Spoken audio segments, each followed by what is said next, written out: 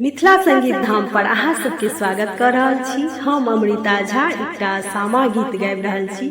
अहाँ सबके गीत नीक लागत तऽ लाइक कमेंट शेयर जरूर करब और सब भाई बहन के हमरा तरफ से सामा पर्व के बहुत बहुत शुभकामनाएं। सामा खेला गेली ऐसे बाबा के हवेलिया से, भैया के हवेलिया से टूट गेलैना से टूट गेलैना मोरा गला के सिकड़िया से टूट गेलैना मोरा गला के सिकड़िया। काना लगली खींचा लगली बहिनों से बड़की बहिनों, बहिनों से बड़की बहिनों टूट गेलैना से टूट गेलैना मोरा गला के सिकड़िया से टूट गेलैना मोरा गला के सिकड़िया। घोड़बा चढ़ला एलखिन भैया से अपन भैया, भैया से अपन भैया कीन देबौना से कीन देबौना बहिनी गला के सिकड़िया से कीन देबौना बहिनी गला के सिकड़िया।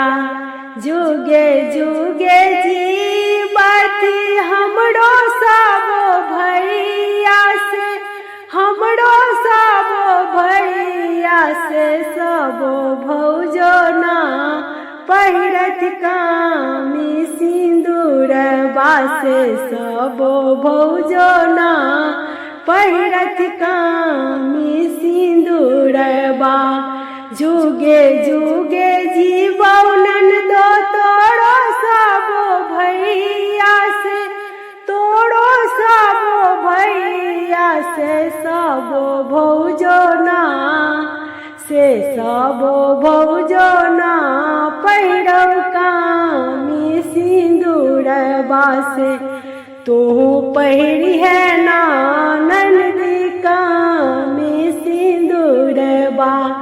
जुगे जुगे जीवौ भौजो तोरो सबो भैया से, तोरो सबो भैया से सबो भौजो ना पहिरौ कामी सिंदूरबा से तू पहिरी है ना भौजो कामी सिंदूरबा।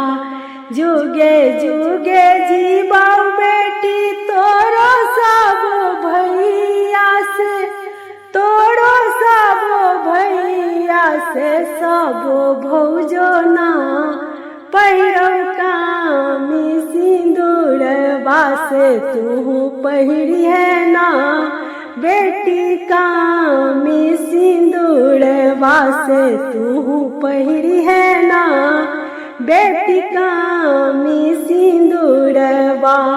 सामा खेला गेली ऐसे बाबा के हवेलिया से, भैया के हवेलिया से खेला लगलिए ना से खेला लगलिए ना बाबा के चौपड़िया से खेला लगलिए ना बाबा के